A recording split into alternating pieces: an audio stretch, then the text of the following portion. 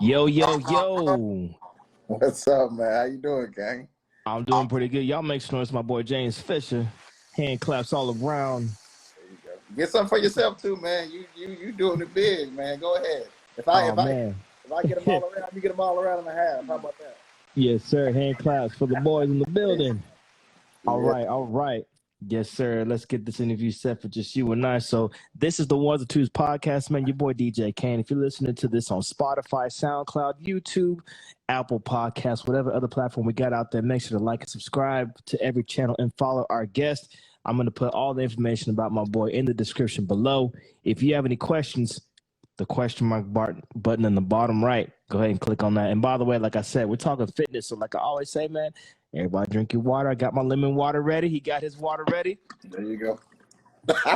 Let's get into it, man. There you go. There you go. So very good seeing you again, man. I think the first time we met was at a poetry event by Unspoken Words. There you go. Shout out Spoken Word. There you go. Yeah. Yes, sir. Ooh, that was kind of loud. Sorry, she got a loud one right there. Loud siren. Yeah, man, it was a good event, man, and I'm glad I met so many different talents, man, like violinists, fitness trainers, event planners, man. It was so cool. So when I met you, I was like, man, I got to keep in contact with this brother, man. He's doing a lot, man. So we gonna get into it. But Likewise. First off, let's find out, man, where you from? I'm actually from Houston, man. I'm actually from Houston. Yeah. Okay. I was born and raised in Bryan, Texas, but I was really from Houston. Yes, sir. Okay. So what made you move to Dallas, Texas, the Triple D? Oh man, after college I had a little stint, man. So that's after college, man, I had a little stint going everywhere trying to figure out where I was, man. But actually, I got a pretty good start at a small little gym outside of Mesquite out here. So actually that's where I ended up, and that's where it all started, man. Okay, that's what's up. And that gym, was it like one of those club gyms, like 24 hour? Man, that was an anytime, man. That was anytime. Anytime fitness. Yeah. Okay, yeah. I wanted to talk about that. So, what is your opinion on like gyms like that? Because where I grew up on Shepherd Air Force Base, and they had these gyms where it wasn't like what I guess you would call like a family gym. It was a bunch of meatheads in there and dudes in there who were like martial artists and stuff like that. Yeah. So it was like an intense kind of environment. Yeah. Like it was loud, everybody's yelling, weights be slamming. And that was the type of gyms where we had the metal 45s. Man, I tell you something about the sound of the metal 45s, bro. I don't know, when you hear that, when somebody's squatting, you hear them 45s just moving, it just makes you feel like you in somewhere where you go off in your head. Yeah. I'm telling you, man. So what do you think about like different kinds of gyms, like family gyms and I guess I call them like meathead gyms, but I'll tell you what, man. And here's the thing: depending on who you ask, you'll get different opinions. But I'm gonna just be honest. The way I've seen it, the way I feel about it, it's a lot like trying to find a church, bro. Okay. whatever speaks to your soul, man. Whatever. Yeah. But it's sometimes funny, I'll go in the gym like that and I'll be feeling good. Maybe I don't want to throw the weights around today. Maybe I want to listen to some punk rock while I'm doing my curls and things like that. And then sometimes, man, you just want to get down and dirty with it. There's some gyms where I want to feel like I want to break the damn floor. So, I mean, it's just like, different, whatever phase you're in and things like that. I mean, but the greatest thing about the gyms like that is the family gyms is the way you can bring your kids after work. Or you can, do different things. I don't think I would bring kids to a meathead. Yeah, I wouldn't want to see, Yeah. So. Now, I was raised in the gym. Yeah. I don't know. Every kid ain't fit for that. You're right. I don't know. You're right. I but was in the military, though, you had the mindset and the discipline to do that. You can't have them kids running up listening to trap music in the gym. Like, somebody gonna get hurt. You know what I'm saying? Some we're not advocating for that, y'all. Just letting y'all know. You know what I'm saying? Right. But no, honestly, I think it could be a small progression depending on where you're at in your fitness journey. That's where you belong. I mean, some people hop into it early. I mean, I got thrown into a gym in South Dallas when I first started doing it, like really lifting heavy and things like that. I went in, I was scared, man. I was like, I didn't know what's going on. They had the 45-pound plates, but they also had the 100-pound metal plates.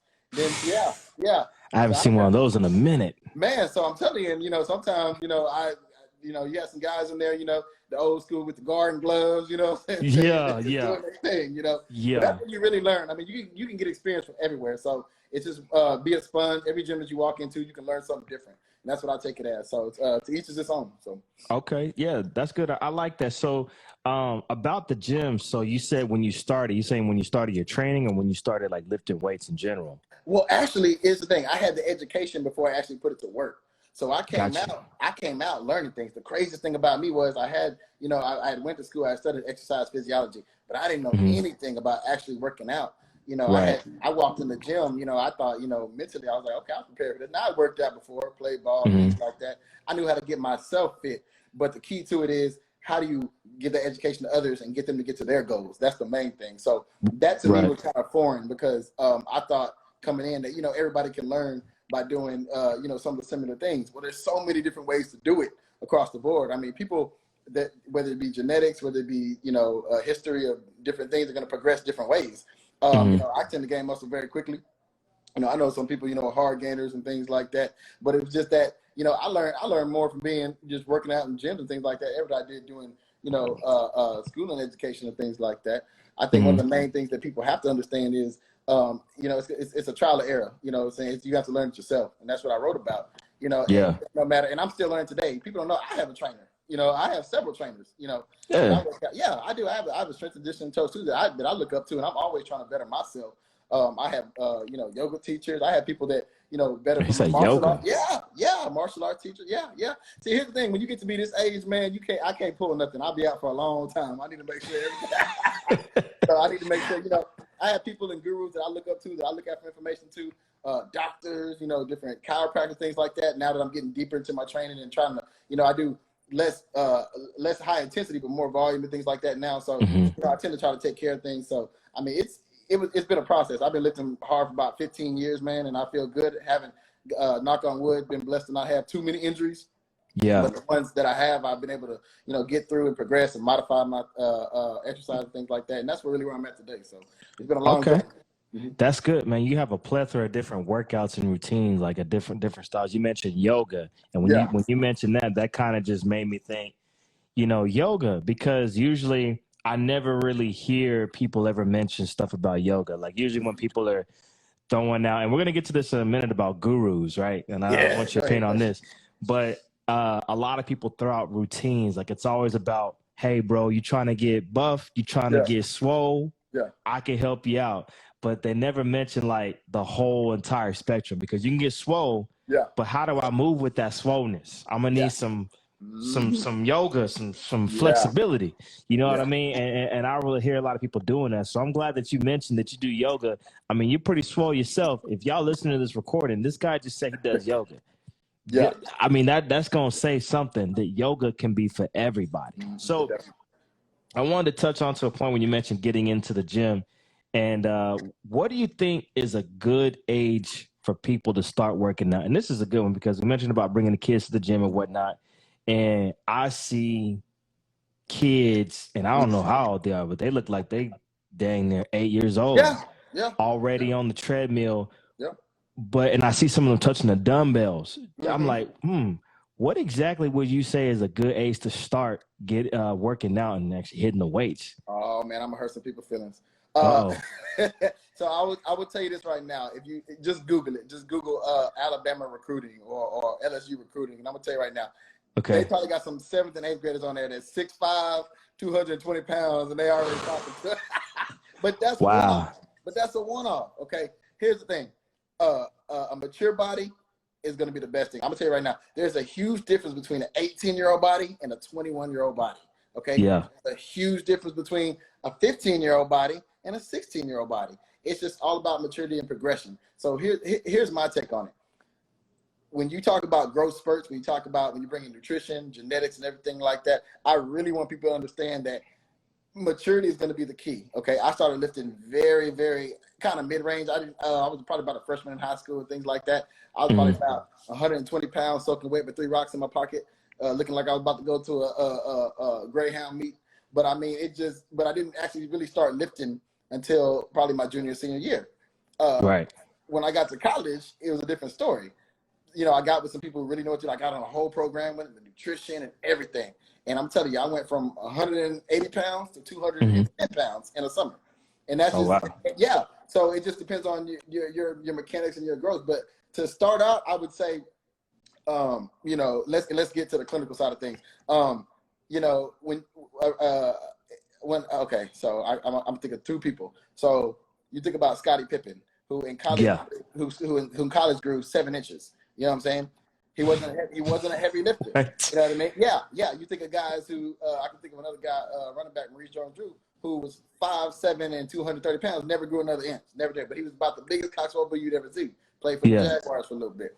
But it's just I guess when your body and your muscles fuse, of course your knees. Okay, people always say stay away from the squats, stay away from Olympic lifts. Well, today they'll tell you, you know what, those are bad. They stunt your growth and things like that. Well, not really, because everybody knows that the more stress you put on your body, it grows. Okay. Now, here's the thing. Here's the thing about that. I know some kids, if you go in these high schools today, they'll tell you, they'll do certain body mechanics, certain body lifts, calisthenics, and things like that. The hardest part for kids to understand is, where do you cut a kid off? Where do you say, oh, don't go any further than that? How do you progress without actually lifting more? Oh, we're going to stop you at 200 pounds. No. I see a lot of powerlifting. You see these kids in high school, powerlifters at 110 pounds, benching, 215, 330 and things like that. That's crazy to me. That's crazy. But guess what? It's a competition. So how do you stop a kid in competition and say, we don't want you to go further than that? You know what I mean? That's tricky. Yeah. But I would say it just depends on your body mechanics. But also, you can never underestimate the person. You know what I mean? Yeah. I knew a guy whose daddy was. We never knew who his daddy was. We never knew. He was asking my cousin. We never knew who his real daddy was. His stepdaddy was about 5'10", things like that. We're coming to find out, he got to be 6'8", and we didn't even know where he got. And then he started lifting earlier than me. We don't know. That's what I'm saying. So I'm not gonna tell no young kid to not go after your dreams like that. But guess what? It's being careful in the gym. You know what I mean? It's being careful, watching what you're doing, things like that. Not overdoing it. I think it's not so much lifting early. I think it's overtraining early. Yeah. I think it's not getting the right nutrition, because we all back in the day worked out, went to do our football work, then we went to Popeyes and McDonald's. That was different. Oh, yeah. You know what I mean? Yeah. That's different than it is when you get older and, the nutrition's right and things like that. That's how you're able to grow. I feel like, if you're going to do that early and, you have the right coach behind, you can do it as early as, I would say, high school, early as, freshman, 14, 15. That's a good age to start. Mm-hmm. Yeah. So I definitely agree with that. And I'm glad you broke that down, man, because when I was in the military, I wasn't in the military. I keep telling people that. I have my card is brown. That means I'm a civilian. It's not blue or green or red. It's a civilian card of the Air Force. Shouts to Shepherd Air Force Base. But they would always say, you got to be 14 years old and accompanied by somebody who's 18 or over to even touch these weights. Else, you got to go to the ball pen. Yeah. And I was like, yo. But then, like you said, you would see 12-year-olds, 5'10", already stocky, look like he ready to be on defense. But they may not get you get okay at 12. Guess what? When you 12, he's still 5'10", 200 pounds. They don't grow any more than that. That's the thing. Yeah. They play big growth. I saw that a lot too, where dudes came out strong. Man, we had dudes that were 6 foot. 220, and then I look back today, he's still 6 foot. He looked like he lost an inch or two. So I mean, it is what some people come out a little stronger than it is. It's all about genetics and maturation of the body, and even nutrition plays a big role into that too. About going but definitely after during that puberty set or onset, but that's also when the most when the most injuries happen too. Coming forward, really, when you think about it, injuries back in the day, if you tore your ACL in high school, you was done. You was done. You know what I mean? You got guys coming back now that they do the rehabs and with the therapies and everything they got today. I mean, that's why we're able to train harder and push harder. So that's a big thing. Like, medical science and things like that has really helped people grow and want to really, really work out. And honestly, you're looking at it as the harder you work, you're not worried about getting hurt because you can come back in, the next season. So. That's facts. And you know what? I'm glad you brought up nutrition. So I want to get into the nutrition thing. I think that's extremely important. And correct me if I'm wrong. If I say anything that's off about anything, you the certified professional, please correct me. But from what I've heard is that the way you're built, when you're building yourself muscle, trying to get lean, whatever, it's 80% your diet and 20% of actually working out. Is that true or not? Most of it's now the percents are gonna vary, but yeah, it's whatever percent you're gonna have it as, nutrition is always gonna be above that. So people is always gonna be above. Yeah. Some people say 60-40, some people say, but whatever your goals are, that's tailored to that. Now most people who are trying to get back into shape and lose weight and well, I'll say lose fat. That's the other thing, lose fat, not weight. I think everybody would agree with, they would like keep the same weight but lose the fat. So that's another thing. That's a big part of nutrition too. So yeah, definitely 80%, and I'll even say 90% today. I know some people. Here's the thing. Let's break it down culturally wise. You go to some countries where dudes don't have access to gyms and fitness things like that, but their diets keep them looking lean. Go to Thailand. Go to Jamaica. Go to these places where their diets are the Mediterranean diets, parts of Italy, things like that. It's amazing. Even when I went to Colombia, I saw that their diet is amazing. But then also they kind of do get that work, because when we were in Medellin, oh my gosh. Yes. Let me tell y'all something, bro, about this. I advocate everybody to travel, first of all. When we went to Colombia, and I know one reason why a lot of y'all watching went to Colombia, but that's not the reason. We went and we saw that everything was on a hill. Boy, if you didn't have knees, you ain't getting nowhere. Yep. If we went to our Airbnb, you had to walk up a thing like that. And we saw women in heels and a dress walking that thing like it was nothing. And I was like, and then the food there was just so healthy. It was like grown straight from the cat.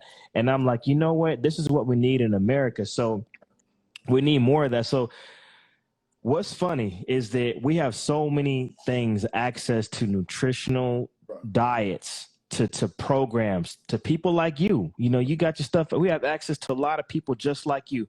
But why does it seem that the Western culture just it seems like it's getting worse as far as diets and fitness, but we have so much more access to gyms and resources. Why is that? It's the easiest thing to do. I'll be honest with you. People are always majority of people will take the easy road out. If people knew how easy it was to actually stay in shape, they would probably be sick to their stomach. The problem is just also we have the 9 to 5s, and that's what kills everybody. Yeah. You know what I mean? So that's why I break my day down. My day starts at 2 a.m. in the morning. You know what I mean? So I have my whole day. Did y'all hear that? Before I start my 9 to 5. Because now here's the thing, that 8 to 5, 9 to 5 will literally ruin a person as far as their health and fitness goes, because most people would say, look, I got to make this money. Nothing's going to come before my job, nothing's from this paycheck, and they got to do that. And they would even tell you, I can't go to the gym right now. I got to do this and that. Second thing, parenting, kids. You know what I mean? There's So you're thinking about that. So here's the thing. Good point. No kids want to come home and say, have an apple for dinner. You know what I'm saying? They don't. It's just an inconvenience of food for it's going out and things like that. That happens. And think about it. When you have 80% of Americans living that lifestyle, it's hard. So it's always the convenient thing and the easy thing. And I'm gonna be the first person to tell you, I was so excited when we got a Sprouts. I ain't never been to Sprouts. I walked in Sprouts one time. I said, hell no, that's too expensive. That's how I felt when I went to Whole Foods. This was 6 years ago. I walked there. I was so excited. Oh, they done finally put something in the hood. I walked over there. I said, now what? They need to go back to where it came from. I said, hell no. I said, I got to looking around. I said, well, you know what? I just go across the street. But that's the mentality we have too. Is you walk in there and it's like, wait a minute now. People said it was cheaper to eat healthy, and that ain't the case. Yeah. But it's more like just education on meal prepping and things like that. Buying fruit in bulks and meats in bulks and things like that. That's what people are really trying to do. Now, if you go in there and try to buy some, prepared food from there, you're gonna pay, $15 a little tray and things like that. So it's all preparation for that. It don't take nothing but in preparation. That's another good word, because I meal prep a lot. I mean, I meal prep. I do 7 days out meal prep. Yeah, I'm gonna tell you, I eat the same food every day, but man, it stays on time. Y'all talk about the 9 to 5 thing. Sundays, it takes me literally maybe 2 hours to prepare breakfast, lunch, and dinner for 7 days. And then I snack. I buy like these little granola bars from Walmart. And man, it's just so easy. And I'm telling you, I also definitely try it out. And like you said, okay, I said easy, but it's going to be like an acquired taste because like you said, going into Sprouts, you'd be like, man, I'm not used to eating this kind of food, this kind of stuff, preparing this kind of stuff. And once you try it out, and I'll be honest, when I start shopping at Whole Foods, and I don't do that shop at Whole Foods every day, but when I do, I always get my spinach, my vegetables, and I'll be honest, my protein is almost like smaller than my fist, or like just a little cup of protein. And that's why I did some research on it. It said it should be like a cup or something like that. And boy, I tell you, when I get done eating, I don't feel like full. I feel like, okay, I'm not hungry, but I'm like not like full. So I just drink a lot of water to kind of fill that up. And you said it. Yeah, and I feel so much different. I feel like when I go to the gym now, boy, I just left the gym. I got energy to jump rope another hour or something. I feel like really good. You know what I'm saying? And I think that we as a society should just, try that out. You know what I'm saying? Especially in the school. And I want to get to the next point about fitness and education in school, because my dad was a trainer back in the military. He used to train in the Army. He was Mr. Youth Safety for a few years, you know what I'm saying, back in Germany. But in the military, it was different. You're going to get in shape or else. Yeah.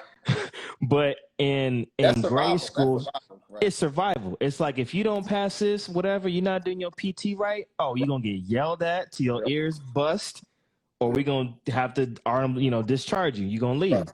And you don't want that, because all the years you put in, that paycheck ain't going to be coming.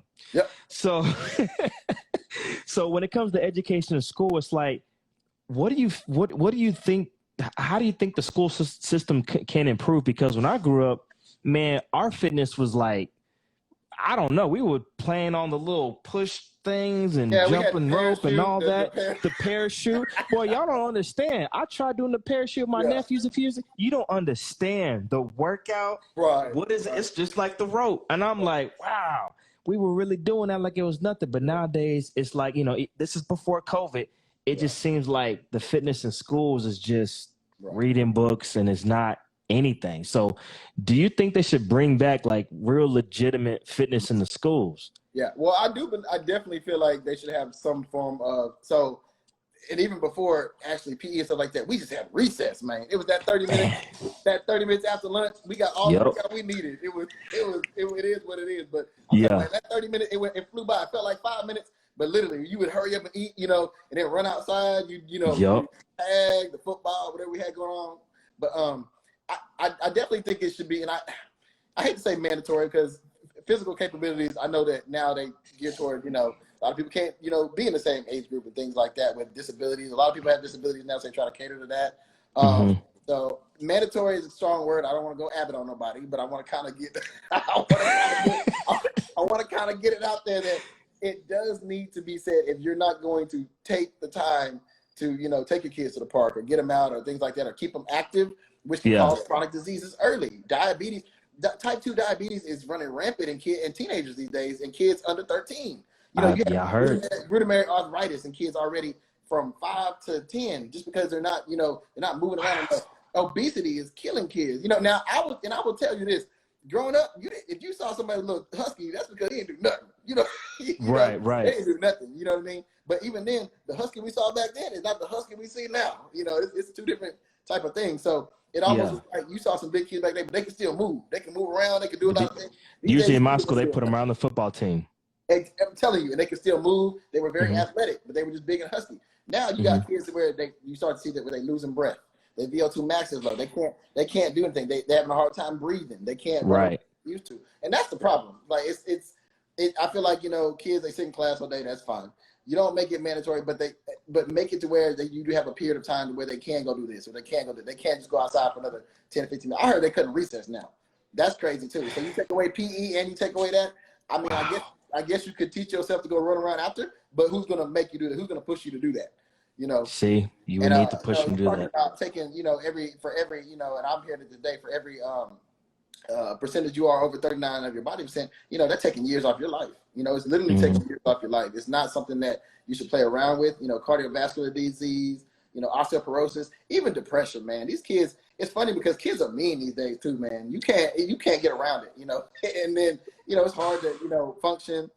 Cancer is another big thing. Arthritis, like I said, there's so many different things that you have to think about in kids that you can get early now. Like they were researching, you can't tell the difference if you saw X-rays. You can't tell the difference between a 12-year-old boy and a 30-year-old man these days, compared to their bones and their body structure, just the way it is. Yeah. You would think, because the heavier you are too, the more stress you have on your body. It kills your liver, it messes with your kidneys.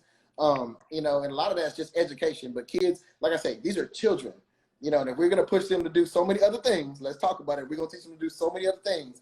I'm going to tell you right now, if you can let a kid choose a gender, make his ass be able to say if he can go outside or not too. Let's be honest. Oh, yeah. We're keeping it nitty gritty today, y'all. If you can really do it, if you want to say let the kids do like that, if a kid wants to go outside and run around for 30 minutes, let them do it. Let them do it. I mean, and I think there should be go ahead. I'm sorry.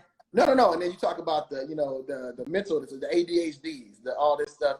Yeah. Oh, he can't sit still in class. Well, that's because he can't go run around anymore. He ready to go run. Yeah. You know what I'm saying? Like they, bro, you tell, bro, 45-minute classes. Yeah. When I was a kid, even today when I was in college, I could not sit down for 45 minutes. I would go to the bathroom and just walk around the hall because I cannot sit down for 45 minutes. I'm ready to go run. I'm ready to go do something, especially after you have a good meal. Bro, you ready to let that energy out. And I'm just like, you know what? They really need to, and, you know, I know they're kids. And I know society, since we're keeping nitty gritty, we like to, no pun intended, sugarcoat a lot of stuff with these kids. And it's like when I was coming up, no, I didn't get whooped every day. But my mom and dad were like, this is going to help you for your future. Right. Make good grades. Right. Work out. Play basketball. Do something, because take what you're doing now serious, because grade school is going to pass by and it's going to prep you for the future. Right. So we need to be, go ahead. No, you said it. And that's what I'm saying.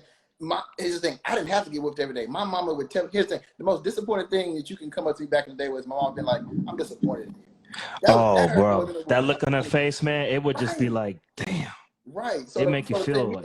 You really got to understand that when my mama say, hey, look, Jay, this is going to help you. If you perform in this, I'm not worried about you, going to the NFL or running professional track and all things. I'm worried about you just getting to college and getting better. It was always education.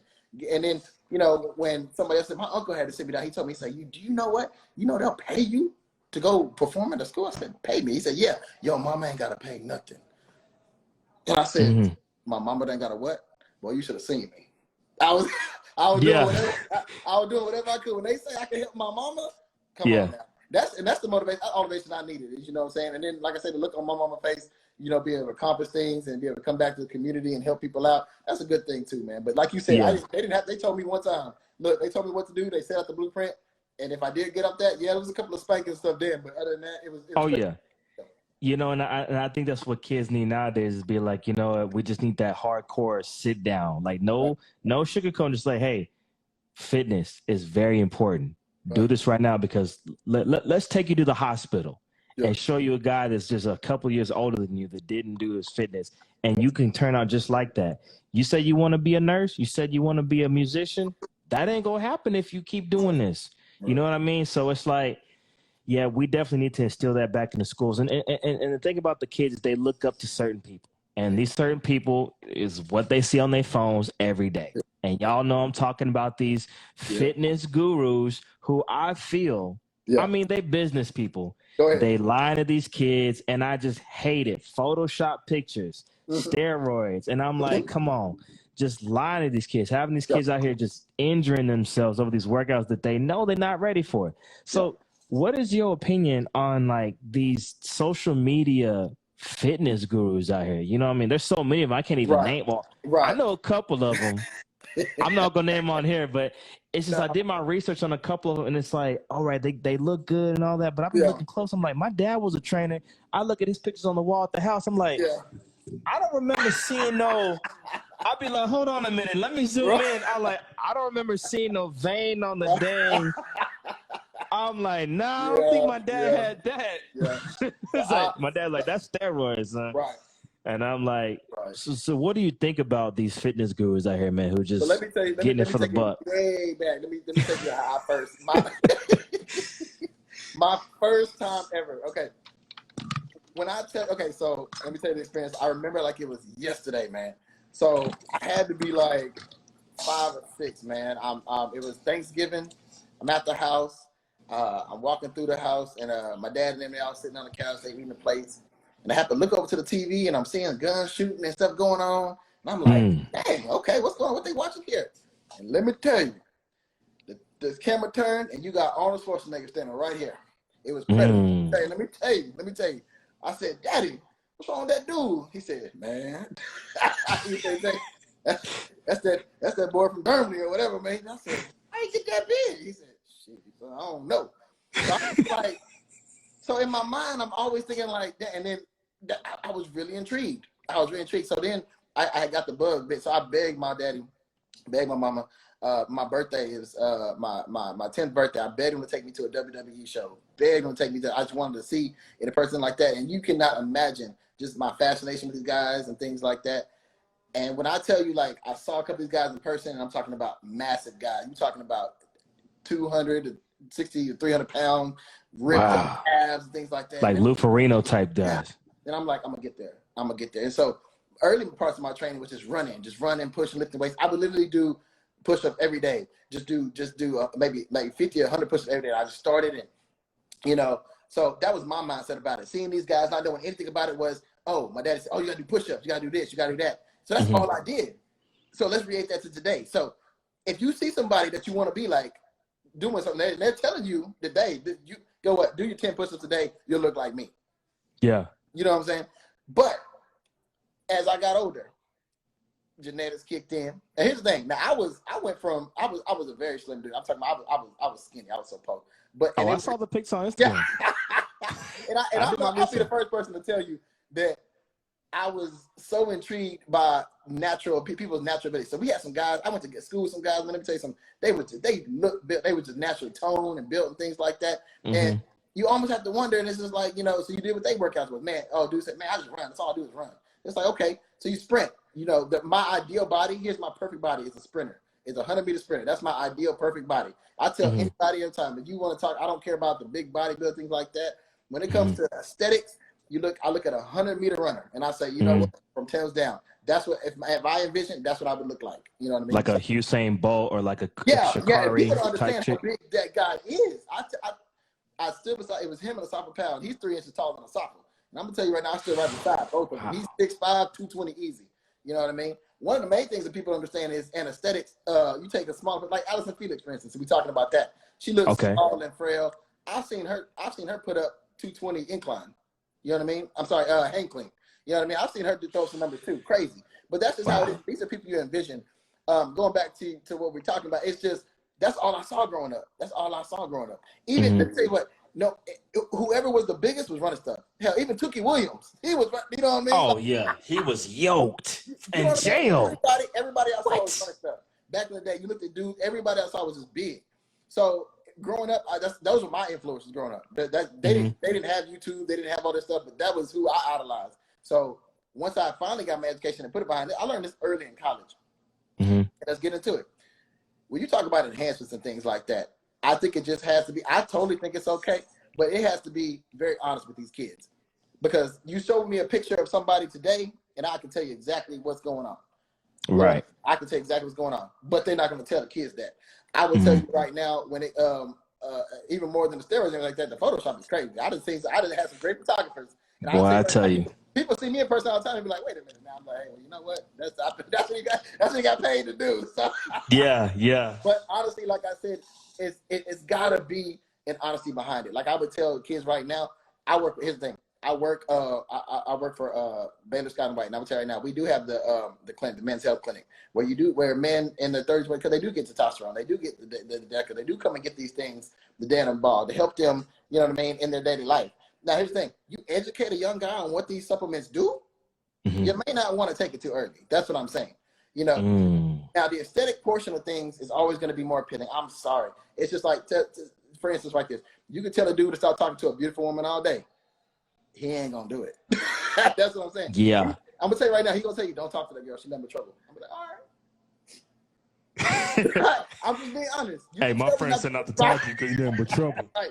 Tell me not to do it, but guess what? But sometimes you gotta learn for yourself. But it's the education behind things, man. But if you're not honest with people up front, if you tell me you're gonna drink a gallon of water a day and be able to have 6-pack abs, that ain't gonna happen. If you tell me one day you're gonna be working out for 2 days and be able to lift, 310 pounds when you came in there lifting 110, it ain't gonna work. Yeah. You tell somebody you can stay on a regimen for a year and a half, it may still not work. I've been training consistently for 15 years. And like I said, I've hit that plateau many times. And the problem is, every time I tell people, they're like, gee, what are you trying to get to? What are your goals? I've reached them. I've reached them. I'm just trying to maintain. You know what I mean? Okay. It's always that. What do you want to do next? Well, I'd have to take some stuff to get next. I'd have to take some steroids. I'd have to take my test and everything else to go with it to get bigger than this. But you walk around looking like this, I don't do nothing. That's what I'm saying. Right. The famous line is, a lot of people get on athletes all the time, but a lot of people do it for recovery. You know what I'm saying? A lot of people do it for recovery. People get on the baseball players and like that. A lot of stuff is not meant for aesthetics. It's for recovery. But what happens is when it's abused, that's what you get.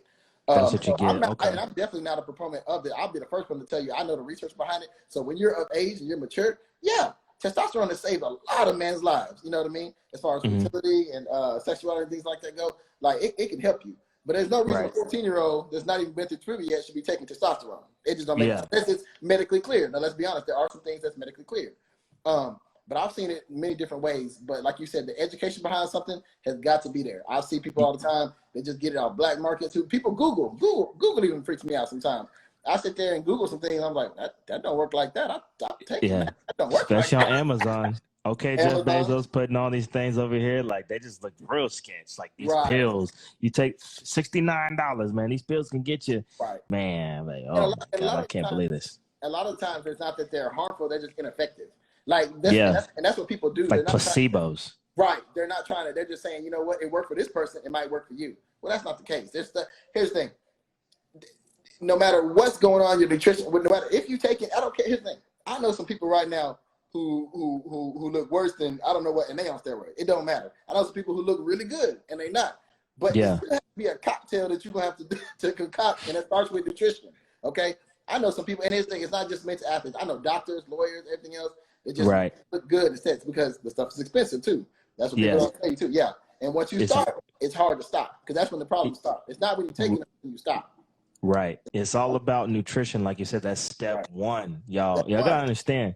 This is what they don't tell people. We working out, but what are we eating every day? Nutrition, vegetables. You know what I mean? Go ahead. No, you could, like I said, you could literally, I mean, you could put yourself ahead of the game, but people don't understand, even if you still on stuff, you still got to eat right. You still got to eat right, boy. Right, yeah. Ronnie Coleman, did y'all see them videos of him in the kitchen eating that chicken? No bread, eating them big old steamed broccoli? He was eating right. Old school, man. Yeah. He said, I got my barbecue sauce. But he was so big. I didn't even, bro, when I heard his voice, I love you, Ronnie Coleman. I know you down the street in Arlington, but I love you, boy. If you watching this, man, just know I love you.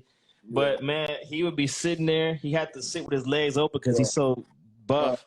He's like, I get my barbecue sauce and I get my chicken, get my steamed broccoli. I'm like, see, he eating right, too. He eating discipline. Let me tell you. Every day, same meal. Yeah, let me give you a little nitty gritty on that. So we all know Ronnie, God bless him, man. But here's the key to this.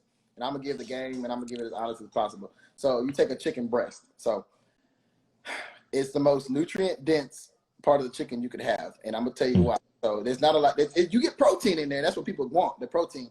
But as far as nutrients, you're getting bare minimum. You're getting protein. What they won't tell you is this: is chicken liver has 25 more grams of protein and 65% more nutrients than the chicken breast. Organs, whether it be, and here's the thing, it's the movable part of the chicken. People won't understand the wings, the legs, you know what I mean? You're getting momentum there. You're getting blood flow. You're getting oxygen to those. So that's where you're getting the nutrients from. The breast is not a movable part, so you're just looking at getting the protein. So when you break down the part of the chicken, that's where people have to understand. But let me tell you the key to this. If I told you that, that there was more nutrients in a chicken liver than a chicken breast, and everybody went out and got chicken liver, what does that do to me? You know what I mean? So when you really look at it, and then here's the thing, you look at wild animals, like look at a wolf. You know what I mean? Look at a wolf.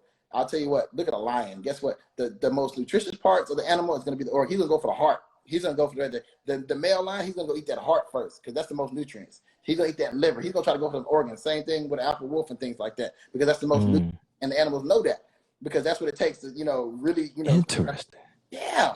Interesting you say that because I've seen like videos on the Discovery Channel. They eat the animal, and it's like the animal's is laying like this, but the stomach all cut open. Yeah.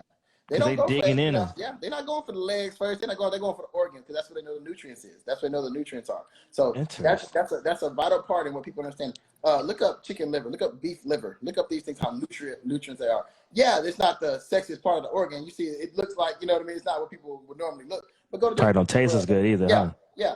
Even oh my gosh, sirloin, swinging sirloin, like ball testicles and things like that. I'm gonna tell you right now, that you'd be surprised, man. Like what? Cow tongue, huh? even like cow tongue? Because we used to eat that as a I don't kid. know. Tongue. It just depends on. And I think cow tongue. Not as it's more nutrient. It's more muscle too. Think about it. Okay. The more muscle the body part is, the less nutrient it is because it's taking that more oxygen stuff to get to the blood. I didn't know that. Yeah, Boy, y'all learned something today. And you know, my day used to we used to go to Luby's every Sunday as a kid. My dad would always get liver and onions. And I would be like, Dad, why are you always getting that like nasty ass liver and onions? He knew. Your daddy's a smart man. He knew. And I was like, he knew. I wish he would have told me why. I think somebody had probably told him, but he probably didn't like know the science behind it. But he just knew that this is what I probably ate when I was training, doing that shit. And I'm like, oh, now when you brought up that, I was like, that makes total sense now. Yeah. Now, he would like always get liver and onions. Yeah, but sorry, like Ronnie, for instance, you have it like where he just needed nothing but protein. He had to get that much protein and then carbs with it. Yeah. Right. But a normal person, you know, when you break down the parts of an animal and things like that, like what's really healthy, what's really nutritious. If a normal person, if I'm eating chicken breast and rice and broccoli, my body's not getting the nutrients. You know, I'm gonna get results because of the protein and a little bit of carbs. I'm gonna get Now to get those performance, that's why I have to get you got to eat, the liver, kidney beans, things like that. Anything that's named after an organ is going to be something healthy. Look at that. Okay, I'm gonna check that out, and I'm glad we're talking about protein because I'm about to get on a group of people. Are we still there? Yeah, we're good. I think we paused a little bit. Can you hear me? This is the 1's, 2's podcast. DJ Ken, I got my boy James Fisher in the building. Make sure to like and subscribe. Follow my boy. Oh, we're getting into the nitty gritty right here. It's getting deeper and deeper. Where do vegans get their protein, bro? What? I had to get it. I had to say it, bro. Plant protein is good.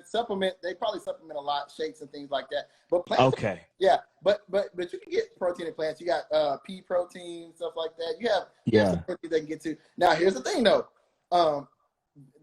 You got vegan, you have vegetarian. You have all these different, so they have them. I don't even know. Pescatarian, somebody don't. I heard they eat one piece of shrimp, but no, whatever. Some eat eggs, things like that. Yeah.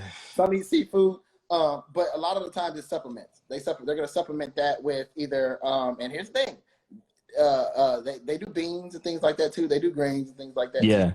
So it's just sometimes it's just not meat, but you can get a lot of protein from different places. Yeah. You really can get proteins from beans and stuff. That's true. But here's the thing, though. Here's the thing. So you're talking about creatine and things like that. Yeah, you can get protein, but like I said, it's a combination of things. So basically, a man can't live off of beans. You know what I mean? That's what I was thinking. You can't live off of that some way. And here's the problem. I know some people who've been vegan and vegetarian for years, and they feel great. They look fine, things like that. But they're still supplementing something. They're supplementing in some form of way. You know what I mean? To get that. Always some people ain't telling you. Yeah. Well, no, they don't. And supplementing. You can do shakes. You can do things like that too. And here's the thing. I've heard some people now they integrate eggs. They do egg poultry. They kind of integrate poultry a little bit. Some forms of fish a little bit. But you can supplement in many ways. Plant protein is it's so it's hard to stay full. So they eating a lot. Too. They eating a lot. Yeah. They're snacking a lot. And I read up on that because I watched this guy named Infinite Waters, and I'd be like, there's no way this dude is straight eating spirulina beans all day. And I saw a video of him going swimming. He's a husky dude. He look like he about like 6'2", good 200. I'm like, bro, I know you eating a hamburger at least once a week, bro. There's no way. It might be a tofu burger or a veggie burger. You know what I mean? Like it might be. But that's like soy, right? Isn't that soy? No, tofu actually is a whole different. So soy and tofu are two different things, but you can still get the same. Yeah. Interesting. Yeah.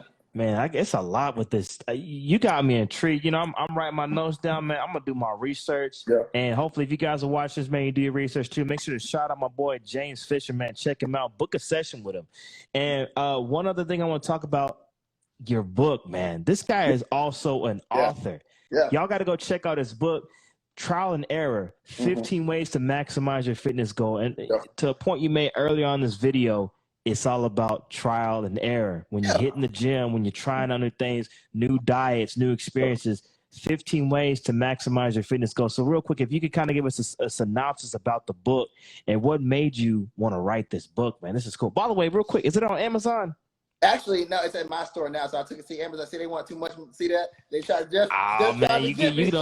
you know how Basil do. Basil got to get his coins. You know what I Yeah. mean? So and actually it stayed on the top 50 health and wellness books for over a year.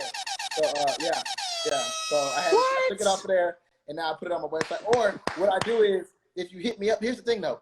I'm very personal. You know what I mean? I want to, here's the problem. Don't be scared to talk to me. So I want people to talk to me. I don't want to just everywhere and things like that. I even thought about, putting in bookstores like, no. Hit me up and we'll talk about it because it's also education you have to have after you finish and before you finish. It's like post-surgery and pre-surgery. You know what I mean? Post-op, pre-op. Yeah. You know what I mean? I want to make sure you prepare for what you're going to hear. So basically, I wrote this. The book is basically the sums up the first 10 years of me lifting. You know what I mean? Mm-hmm. From a freshman in high school up until, I don't know, whatever I wrote. It's published in 2016. So basically what I did was I took everything, and it's really mental. It has nothing to do hardly with anything, it doesn't say it doesn't give any workouts. It's very mental preparation for how to get ready to work out. So I took a story of progressive fitness training. So it starts like this. Milo creation, you know what I mean? This is how I feel like is the birthplace of how it started. So it was a man. He's already an athlete. He was a famous wrestler back in the day. He was in Italy. He wanted to get better. So he started by carrying a calf, the same calf, up a hill every day. Now, as the calf grew, his strength grew every day. He carried the same cow every day, until it became a full-on bull. You know what I mean? So let's say, think about it today terms. Okay, I broke it down. When a calf's first born, they anywhere from 200 to 300 pounds. Okay. A full-grown bull is probably going to weigh in between, 1,000 to 1,500 pounds. Yeah, they almost a ton. Yeah. So this man is carrying this full-grown bull up the hill every day. Wow. Yeah, and it's progressive. So he didn't do that in one day. He started out as a calf. Now here's the thing: it also don't take long for a calf to grow to full, but it takes about 6 to 8 months. Yeah, they get big real quick. So that's what I'm saying. And in that period of time, it's progressive training. That's how that happens. So I broke it down to his mindset about it, how he kept going. And eventually, if you're doing small things every day, and also I even put the science behind it. So a regular calf can gain anywhere from 5 to 15 pounds a day. Yeah. So basically, that's how I perceived it to be doing my research. The first of progressive fitness training. So that's where I got it from. That's I took it and then I put it into my work. How I started. I started out. I was very small. I couldn't even. I got it. I remember the first day I was in the gym. I put 2 25s on the bar. I put it on my chest. I lowered. I rolled up under it. I said, "Forget it." Oh yeah. That's how I was too, man. Yeah. And when you roll up under, the first thing you do, you look around. Right. Nobody saw that. Right. You go on the other side of the gym. I'm gonna go hit. Let me hit the knot list real quick. Right. No, it was amazing. So and then like I said, it breaks down nutrition from cultural standpoint, like the Mediterranean diets, the paleo diets, like I said, the vegan diet, different things. Blood type. So blood type is a huge thing. Let me Bro, I don't even know my blood type. I need to do mine. Blood type is a huge thing in order for anything. So 3 things I would tell people to do before they started working out is go to the doctor, get your blood type if you don't know it. Okay.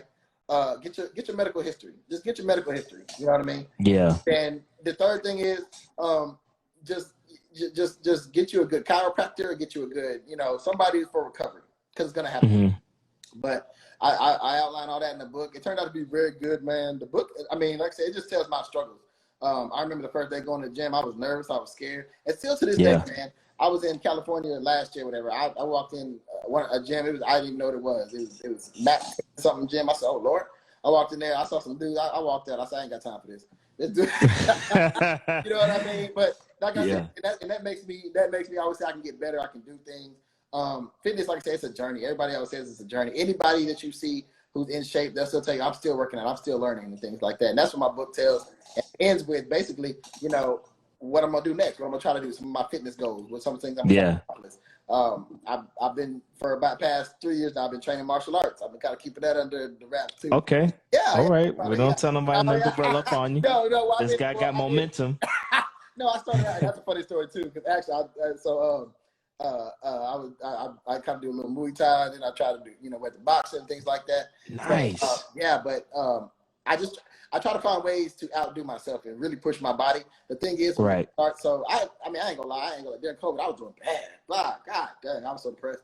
I was just like, I ain't gonna lie. And it was just like, you know, I never thought I'd see my whole industry get shut down. You know what I mean? Like, Yeah. So to me, it was kind of like, well, I don't know how long it's gonna last. You know, people ain't. So for me to have to be I'm a personal trainer. I'm a personal trainer. You know, even like you said the first time you met me, like that was in person and things like that. I know you now, so this is cool. But imagine meeting somebody for the first time and me, basically you trusting me with your body and exactly what to do over the phone or via Zoom or something like that. It's just not the same. Yeah. So, and some people can do it, some people can't.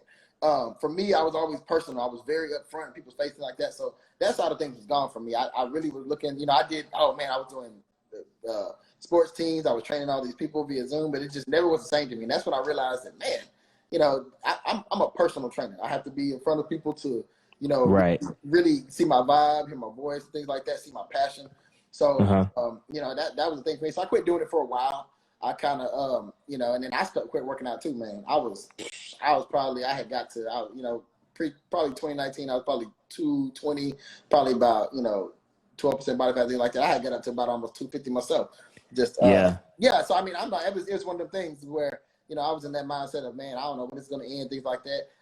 The way I hit it was, I just got, instead of an extra large shirt, I went and got 2X. I was like, you know, oh, man. Yeah, see, I felt the same way because it's like when the gyms all shut down, that's when I got into jump roping. And I didn't know I have no treadmill. I'm in an apartment complex. It's nice, you know. I mean, we got the gym. They kept the gym open for a little bit. They only let like 3 people in at a time. I was like, I ain't got time for that because it's a line out there. So I was like figuring out ways to get into it. And I was, you know, and I'm friend to people like you and stuff on the internet. And I saw this dude, shouts out Rush Athletics, and that's how I got into jump roping. Because that, like, for the first 2 months, I was like, what the heck am I going to do? These push-ups ain't going to really suffice. Got a medicine ball. I got into jump roping, man, and it leaned me up really good. So that's the thing that I feel that people need to start doing. When you mentioned the getting a doctor, getting your book, you know what I'm saying, getting steps to get to the next level, they got to start as soon as possible, like right now. Because even when we mentioned earlier, you know, you need to be proactive. And I feel that a lot of people they're more so reactive than proactive. Exactly. And we got to change that because people ain't on our ass like they were in school saying, you got to do this or you're going to fail. You got to now it's like, it's up to you. If you don't want to take care of your health, I mean, there's no law against not going to the doctor. But, you know, if you show up to the doctor late, hey, as long as you got the money to pay that bill. But it's like, man, we really got to start being more proactive. So y'all got to get this book. It's more than just about weights and probably more than even just about fitness. It's about a mindset. Like you said, this is going to really help y'all, man. I'm going to cop a book. I'm on your website. I don't really see the link to buy it on here. Where's the link? I'll resend it to you. Yeah, because that's Mission Fit. I'll tell you what, I'll resend it to you because I got a new one coming out. So I'll resend that one to you. Okay, send me that link. I'll tell you what, they can just hit me up. You can hit me up on Instagram. Drop it. Okay, if you guys want to get that book, you know what I'm saying, he's going to send the link, but also DM him and follow him too and share this video. Man, this video is packed full of stuff, man. I'm telling y'all, man, like fitness, y'all be thinking it's just y'all trying to no, it's about your health. Yeah. And especially my DJs. I'm going to be honest, man. My DJ friends, come on, man. DJs. Y'all, the dieting. I'm gonna tell you now. I'll be seeing a couple of y'all, man, with the shirts off. So I'm like, okay, a couple of us doing it. But yeah. There's a DJ. Shouts out my boy Cut Lieutenant. Shouts out my boy Rob Swift of the Executioners. My boy done got swole. Executioners. Yeah, my boy DJ Smooth Q on there. He getting me a little bit. You know what I'm saying? Okay, we got to take care of our health as a DJ because, you know, we always in the club and, you know, most DJs be drinking and stuff and doing other extra stuff. We not going to say. But at the end of the day, come on, man. Y'all got to take some time to diet and stuff because, you know, that messes with your mental. I feel like ever since I started doing the meal prep, and I started meal prepping like maybe 3 years ago.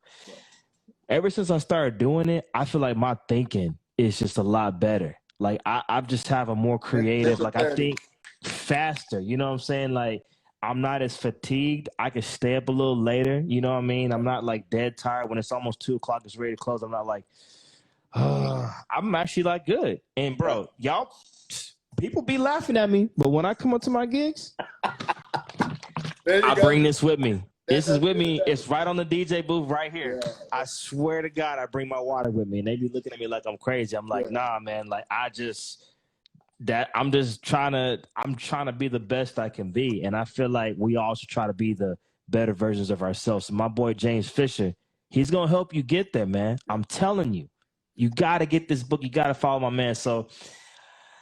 All right, you got to tell us. Go ahead, man. We all are in the game in our careers. You have high moments, low moments, and this is like my favorite part of the 1's and 2's podcast, man. You had a lot of good moments, I know. Tell us about a peak moment. I'm not gonna say. I mean, you're still doing your career. It's not like retired yet. But what has been like a peak moment in your fitness career, man, that you could tell us about? Man, the peak moment in my fitness career. I'm back. You got me? Oh, gotta put them on Do Not Disturb now. I'm back. You back? Yeah. A peak moment in my fitness career is my mama had a procedure done.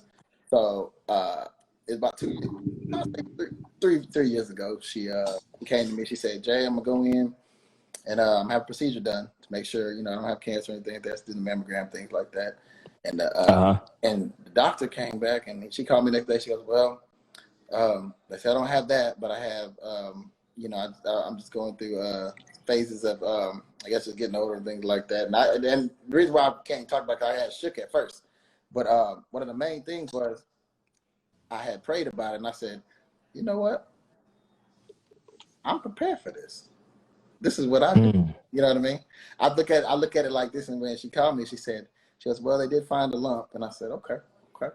And I remember one of my first, it was just a blessing of God. I remember one of my first internships I did was with a doctor who specialized in breast cancer. So I was like, okay, God is good. So what I did was I knew some of the things that she needed to do physically and things like that. And I'm going to tell you what, she didn't have chemo. She didn't have anything else. I went down there. She came up. I told her some things to do. So, nutrition-wise, she went back to the doctor. The doctor says that. She said, "Oh, we may have made a mistake." Wow. Yeah. I said, wow. I said, "Shh, don't say nothing, mama. Don't say nothing." That's what I said. I said, yeah. But that was baby boy right here. That was just, me putting my action there. And that's honestly the highlight of my month. That's why I tell people all the time, it is what it is. That's why I tell people all the time. I said, just trust yourself, trust your mother. And here's the thing. I never, I can tell anybody else how to get healthy or do things like that. But sometimes you're like, dang, trial and error type thing. But this is mama now. This is something that you really want to, make happen. So that was a blessing. And you know what? It could, and I tell myself all the time, it could have been God, it could have been, a mixture of all things. But I'm gonna tell you this right now. Regardless, to the day, she would say, "My baby saved my life." That's wow. That's the other thing I gotta know. So I'm good with that. I'm gonna give you a sign for that one. I can retire off of that. That's, man, I tell you, that is, wow. I'm getting like a little goosebumps over that. Yeah. Like your passion saved your mama's life. Man, if that ain't a blessing, y'all, I don't know what is. Like that is just crazy. And you just proved the word you said, nutrition. Mm-hmm. And I'm just like, man, it really is, we got to start taking our nutrition seriously. Yeah. Y'all just heard that story, man. Like that's crazy. Yeah. And that was a peak moment in your career. And I'm very proud of you, man. I'm very, very proud of you, brother. You know what I'm saying? That's really cool. But also tell us, you've been doing this fitness thing for years. Yeah. And you're still doing it. And I know you've had some moments where you felt like, man, is it really going to be this? So tell us about maybe like a moment that you had and how did you overcome it? Man, like a low moment. Almost every other month with me back in the day. So whether it be the injuries or the money, I mean, it's just people, and I don't know, man. People think personal training is a very lucrative thing. Now it can be if you training you full time and you got 40 clients, things like that. But most of us, it be the dude that with the box Chevy and so, I don't know. I'm not putting money out there, but most of the time it's just a hustle. It's a hustle. It's a true hustle and passion. Yeah. So the thing is just like you gotta love what you gotta do because at any point in time, like Kobe, like I said, your whole client base could be gone. Your whole financial could be gone. Facts. Right, and that's honestly what it was. But it was honestly a point in time where I didn't think I was good enough. I felt like, you know, it's a young man's game. You know, I just turned 32, but still, I'm just like, man, you know, I feel like, you know, I can't get the way I used to be and things like that. And it's an aesthetics game. People want to go to people that's like, man, that dude look good. I'm gonna go train with him. You know what I mean? So it's mostly like just the mindset of things, like I said. But one of the lowest times is when I hurt my shoulder about 2 years ago, and I couldn't do anything. And I'm talking about, like, I always work out with my clients or do, you know, demonstrate things like that. And that's rough, man. That's rough not to be able to do that. And people look at it like, you know, and that causes depression too. A lot of trainers, when you can't do something you used to do, I couldn't lift. I couldn't do things for about 4 or 5 months. Actually, it went up to my neck, you know, so I couldn't even, you know, do anything. Oh, wow. I couldn't even turn my neck around. So that's when the depression and stuff set in. And what really got me through that was just being able to, like I said, use my own education and modify things, being able to modify things. And like I said, got me a good chiropractor, got me a good doctor. You know what I mean? I never went to the doctor before then. Never cared about him until I started actually working for him. And, you know, that actually started the whole thing. He said, look, man, don't be scared of this treatment. Don't be scared. And he said, don't be scared to go back and start basics, to build back up. He said, you know, you have muscle memory, you got things that's going to help you get there. But if you don't take the time to recover, you'll never get back to where you were. You know what I mean? So, you know, over 600 muscles in the human body, and you want to sit there and kill the 2 that you're trying to work. You know what I mean? You feel me? You got Facts. it? Yeah. So there it is. I'm just being honest. So a lot of times, you know, people don't understand. It's just, you know, a little rest and recovery can go a long way. Sleep. I used to be right up there. Yes. I used to kill people all the time. It was like, man, no sleep, team, no sleep. Shit, I take programs now. Y'all got to stop taking these gurus so seriously. I would say at least 6 hours of sleep, right? At least. I would say right now, I'm in bed. Look, you cutting it close right now. I gotta. Oh snap! We about to end the soon. We almost there. 8:39. I'm out. People know me, man. Don't text me after. But honestly, low key, man, it's a I make sure I make time for myself. I make time to say that, you know, I'm gonna go to bed at this time because you also wake up at 2 o'clock. So that's my time too. So definitely, man. I mean, you know, the lows, you know, made me, and like I said, I'm still, and I'm gonna go through some more. I promise you. But guess what? It's a testament. It's just like anything else. It's just like if you don't get to you get up under that max set and you don't hit it. But guess what? You know what I mean? That means you go back and hit it harder. You change the way you're doing it. Facts. You come back and you hit it. You always get another chance to get that rep again. But just the thing is, you want to make sure you get a chance to get back to that rep. That's it. See, you know what I mean? Rest and recover, y'all. And like I said, like you just said, get some sleep, get some rest. As a DJ, I mean, I'm telling you, you know, I'm also an IT consultant too, so I don't just DJ all the time. So I'm not. Some of my DJ friends do this DJing 7 days a week, and they literally probably sleep maybe 2 hours a day because they got DJ in the night and then they got radio in the morning. It's like, man, y'all gotta find some vacation time, some balance. Sleep in the studio. Them studios look nice. Them couches look comfortable. You ain't got a session in the morning. Go and get you a nap in there. You know what I mean?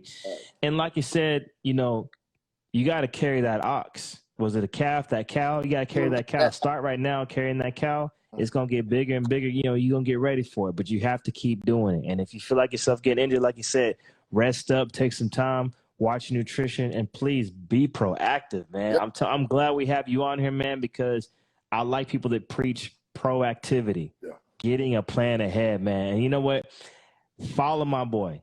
I got all of his information here in the description, man, on the 1's, 2's podcast, man. He's going to send me the link for that book, and I'm going to update that and put that down there, too. I got you. James Fisher, I want to thank you so much for coming out. I got to give you another round of applause. Oh, appreciate it. Give yourself one, too, man. And let me brag about you for a second, man. I love your energy, bro. I promise you right now, man, the first time I met, if anything, I was like, man, your energy, dude. Like the whole room. Like I remember we was all just kind of sitting there. And you're like, man, get up and move around. I was like, let me get up, bro. Yeah. So that's one thing I know about you, man. You got some energy, man. It's like I said, coming from a military background, I know you just your discipline and what you got for your craft, man. I can't wait to see what you got going on in the future. Man, I appreciate it. It's a lot of things going on. You know, I'm very is the word discreet about it. But when you see the post, you're gonna see the post. And I'll just say God has been very, very, very good. And I'll just say y'all will see what happens next Wednesday and on the 20th. I just can't believe it. I started this podcast.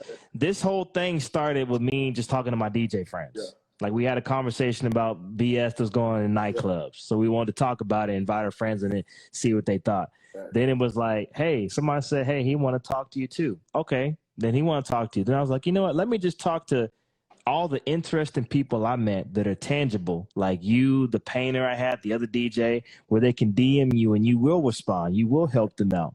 You know what I'm saying? Not like all these celebrities where you got to go through management, No, I want tangible people that they're down the street. Yeah. They cross town. Yeah. If you need to go training, James Fisher right here. You live in Dallas, right? Yeah, I'm in Dallas. Yeah, outside Dallas. Yeah. Colin, you live in Dallas. Yeah. So he's tangible. You know what I mean? So that's how it started out, and now I'm just getting all these people that I feel are interesting on and just having a conversation and exposing their crafts to my crowd.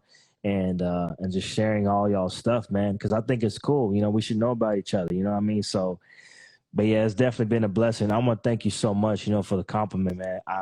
We're going to just keep it going. Whenever somebody gives me a compliment, all I take it as is keep going. Harder. There you go. Harder. Keep going.